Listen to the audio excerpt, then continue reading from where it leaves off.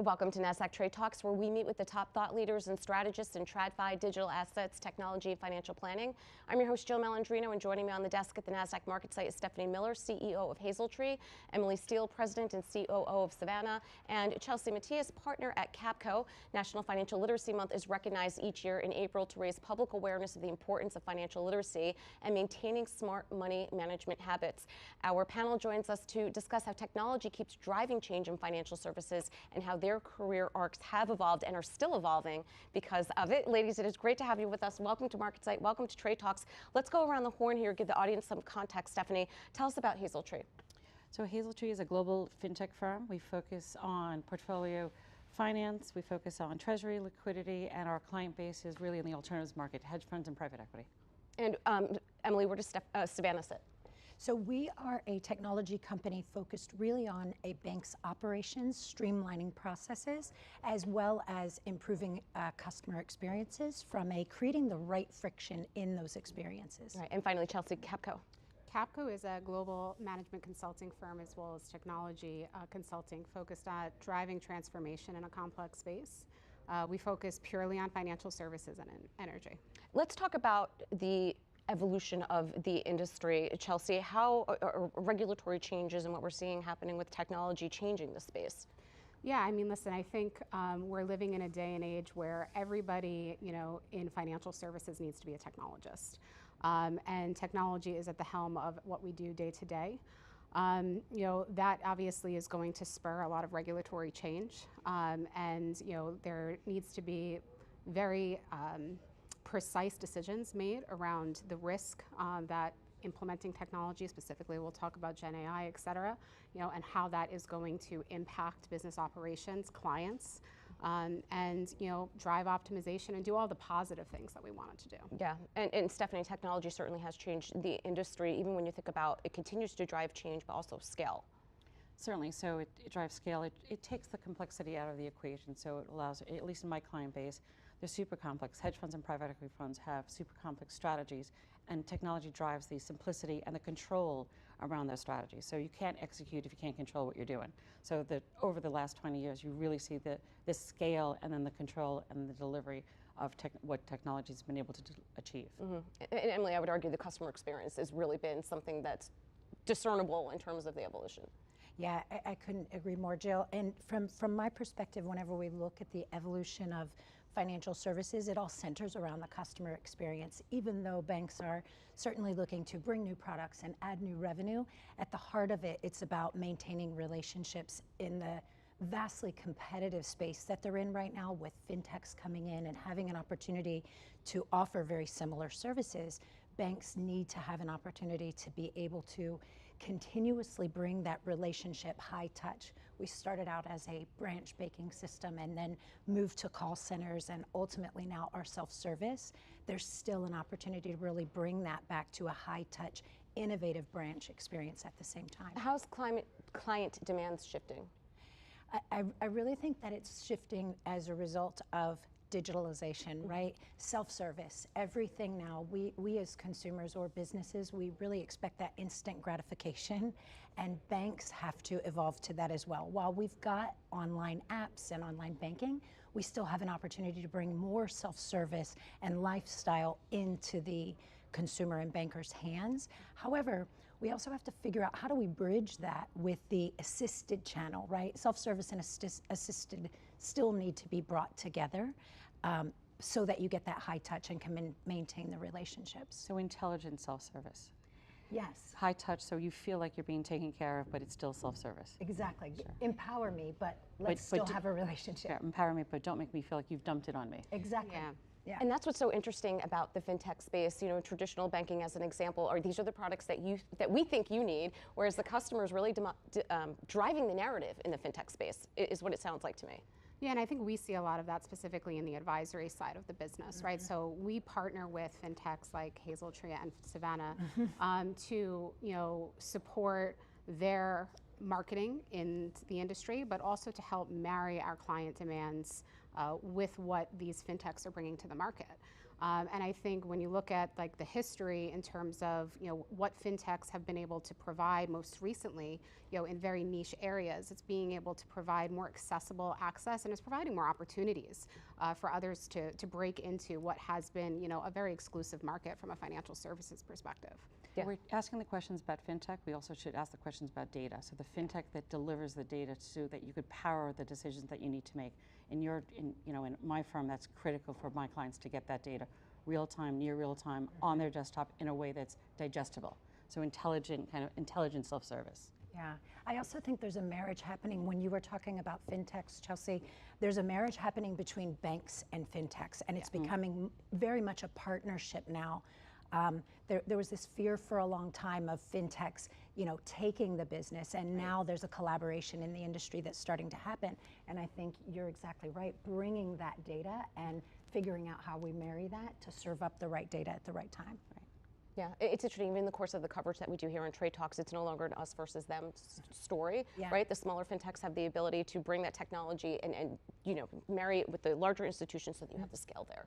Yeah. So it seems as if it's being embraced. The integration is much more smooth than the conversation we were having, let's call it 5 years ago. Right. Yeah. It's much more embraced right now. So the asset management space or the alt space, which my firm is in, it's much more embraced. Delivering the technology is what they're looking for, and that's what hopefully my firm does. Every day tries to increase the institutional client experience, really deliver that data and that technology in a way that they're like, this makes my life better, this drives clients, this drives profitability for my firm, and creates a better ecosystem, a riskless ecosystem with less friction, because we're talking about trading, liquidity, and portfolio finance. So a riskless system is a much better system. Yeah, it's very similar in the banking space. We're trying to create that frictionless, but at the same time controlling risk, controlling compliance, ensuring that regulatory can be managed and less errors, and we're not leaving things on the floor. But I think you need technology to be able to do that. Banks and fintechs need the technology to be able to drive that consistency and frictionless experience. Yeah, and control is the biggest challenge that we're seeing as we're looking to advise our clients on making decisions. Given the amount of products that are out there, given the amount of competition, and the ability for some of the bigger firms to invest in a lot of these fintechs, there's also, this great opportunity of choice, right? And how do you choose the right fintech to partner with? How do you get the right value for your investment? And how do you keep your firm safe, right? Especially in this, time of resiliency, which is, I think, a key topic. Well, there's the challenge of trying to balance that all out, right? Because everybody wants to have a new product delivered, a new revenue stream. They want to be first, of course, with AI. Everybody wants to integrate AI into it, but you do have to balance risks such as traditional risk management, the cyber part of it, and everything else that comes in. So that it's really a delicate balance to be able to go to market, but then also think about the back end. Yeah, for sure. I mean, I think it's probably the number one question, like I said, we're getting, which is, how do we stay at pace, right? How do we make the right decisions, right? And how do we not do something that's going to impact the firm at large in a negative way, right? And continue to drive change. So I think we're seeing, use cases evolve with definitely with Gen AI, starting with some of the lower level areas where you can add impact and you can bring time back to individuals to be able to execute on more complex tasks. But we have a good ways to go in terms of figuring out the support for day to day. That's the critical decision point, though. So when do you introduce this AI in a controlled manner, in an appropriate manner? So you don't want to introduce new tech for new tech's sake. It's got to be appropriate for the client at the right instance. It's got to serve value. We also talked about blockchain a little bit before. If the ecosystem doesn't adopt it, it's great that you have blockchain, but if no one's using it, it's kind of like a pretty accessory on a car that it's not worth anything, right? That's the second time I heard the car analogy today. You could get a nice car, but if you don't know where to put the gas, right? Same thing as well.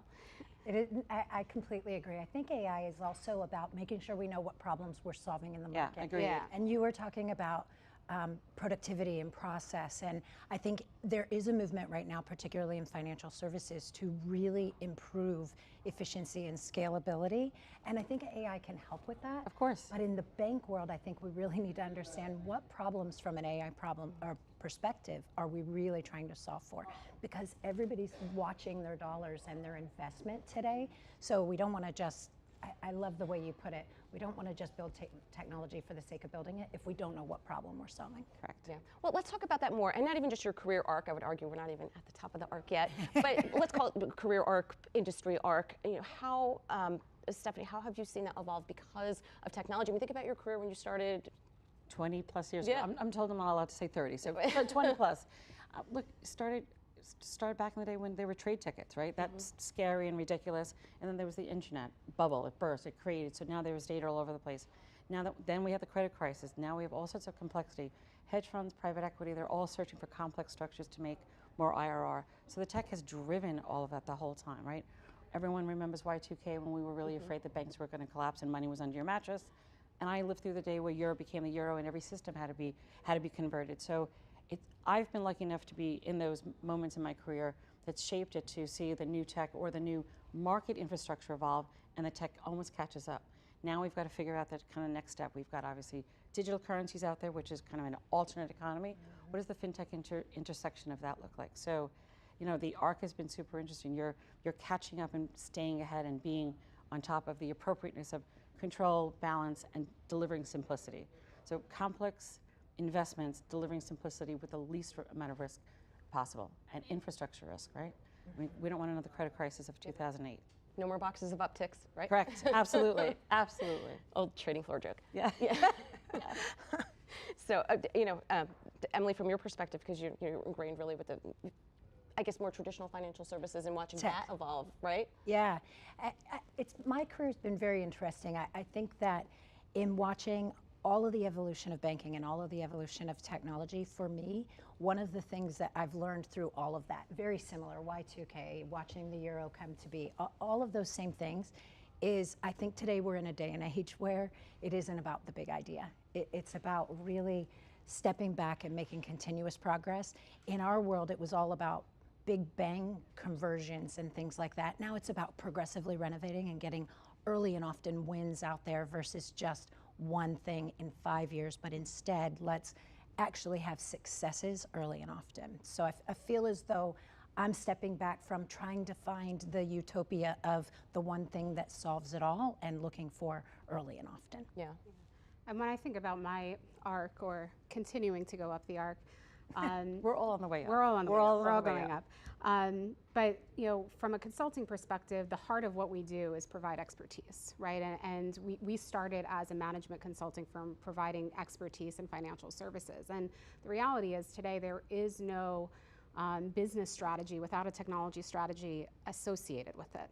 And I started this conversation by saying everybody needs to be a technologist, and we're coming into a day and age where the generations have only ever known technology, and the workplace is going to continue to change when we talk about things like Gen AI. And I think the adaptability to be able to utilize the technology, making calculated decisions on the right risk appetite for the firm that you're supporting, is all going to be kind of what defines success in the future, or continues to define individual success as well. Yeah, I mean, even if you think about the capital markets and lessons learned along the way, and what did we learn from 9/11? What did we learn from the financial crisis? What did we learn from COVID? All these massive liquidity events. If COVID were to happen, let's call it in 2001, when 9/11 happened, the trading exchange environment, granted there's more volume these days, but we've learned from each of those. You couldn't, I mean, we were halted for 3 days. Yeah, halted. Right? Yes. So, I mean, COVID would have looked very different. We couldn't shut down, for months on end, we were shut down in New York. Right. So, I mean, look at what technology is. It's allowed the capital markets to function. I think that's a big statement. And I think it was so true. It enabled companies to not actually slow down at all. I bet each of us had experiences where when COVID hit, it was business as usual the very next day because technology enabled us to support that. But it forced the agenda, the event forced the agenda that we're going to rely on those technologies. Because before, I bet all of our firms wouldn't have signed up for 5 days remote. But COVID, you had no choice. So you might have had some in the tech, but now you have the push, the reason to get it done, and now it's there. So the tech is driving it, but the reason it was driving, I don't know that we would have gotten there without that situation. Yeah. But now we could do it. Because I feel like it was kind of maybe infancy when everyone was migrating to the cloud or to multiple clouds. Yes, I mean, it's absolutely. 4 years at this point, 4 or 5 years. Yeah, it's 4 years at least. And so that was slowly starting to happen, but if we didn't see these technologies be implemented, I'm not sure how the capital markets would have functioned. Look how many IPOs we brought to market just in that time. Yeah. Right? Absolutely. Remotely. Yeah. When we talked about technology and the ability that it brings to individuals working remotely, as we had just said, the accessibility and the opportunity, once again, that individuals have now to be able to participate in capital markets. We're all women here, right? There's challenges that we've discussed that face women, but I think it's given other people opportunities to come into the workplace and be able to provide input, participate in a way that maybe they wouldn't have had before if remote working access wasn't work-life even there. balance, Yeah. right? Yeah. I mean, I'm thinking about even, with the remote opportunities, it was also diversity of location and diversity of thought. You did not have to be in New York, you didn't have to be in San Francisco, Yeah, London, absolutely. Chicago. I mean, we had people from all over the country, and in many cases with the global teams, just different thoughts and different levels of experience as well. I think diversity and experience is just as important as the traditional DEI assets that you think about. But it also opened the doors on the other side for the company. Now you could have phenomenal workers now in, I don't know, Wichita, Kansas. Whereas before, I don't have an office in Wichita, Kansas. Right. So, kind of the tri-state area is where you're looking for talent. Now talent could be anywhere. Yeah. International, otherwise, it could be anywhere. So it's really the technology and the digitalization of all of our workflows in our business has driven kind of a total shift in terms of the paradigm of how you can think of how driving your own company.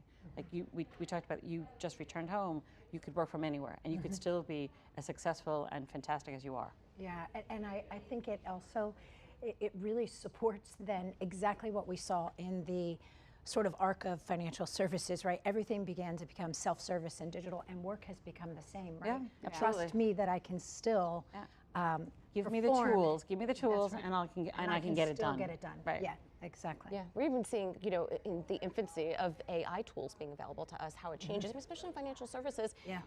Advisors, as an example, you can take a lot of that admin work out of there, which I also, a little bit kind of off topic here, will help to grow what's kind of been a stagnant space for financial advisors, because people think, oh, I don't have to do all that back office work and the admin stuff. Like, now you can focus on your clients, think about strategies and ideas, and have more empathetic solutions and so forth. So this conversation could look very different 3 to 5 years from now. Absolutely. Yeah. They could focus on the high value. They could use the AI for the lower value stuff and move it away. And now it's attractive. So all of a sudden you've changed the paradigm. Now it's attractive. And I think that's a great use of AI, right? How do we gain efficiencies? If we don't yet know the exact stories of the business use case, how do we actually learn AI by making work more efficient, making productivity higher, ability to scale with even internal things, and then make it more complex in truly data mining and machine learning once we understand those use cases? Yeah, and I think the movement to Gen AI is also providing the opportunity for firms to really assess their baseline and how strong are their day-to-day operating models today. Because when you're introducing a tool like a generative AI platform, as Stephanie said, data, Right. but also resiliency, right? How are you protecting that data, making sure it's not getting out to the street? And do you have the right technology framework, the right stack, the right access to tools, and the right talent? And that, I think that's going to be the biggest challenge, is the talent, right? And how do you continue to once again evolve and stay at pace, right? Because talent is expensive, and you're going to have to figure out a way to self-support over time. Governance around those decisions are really important. Could you imagine a world where you deployed AI in a way that it almost created a decision tree? And then under a governance model, like you're in banking, I'm in fintech, you're in consulting, who made the decision? If the decision was wrong, who made the decision? Well, if you let AI kind of go that way without governance, who did make the decision? So there's what, to your point, what problem are you trying to solve? What is that tech framework, and do we have control over it? Yeah, and I think making sure that you've got the right technology to keep those controls and not have that get away from you. If you have technology that's actually orchestrating and controlling that, you can ensure the consistency and not lose that. Absolutely. All right, appreciate the insight, everyone. Thanks for joining us on Trade Talks, and thanks for joining me from MarketSite. I'm Jill Malandrino, Global Markets Reporter at Nasdaq.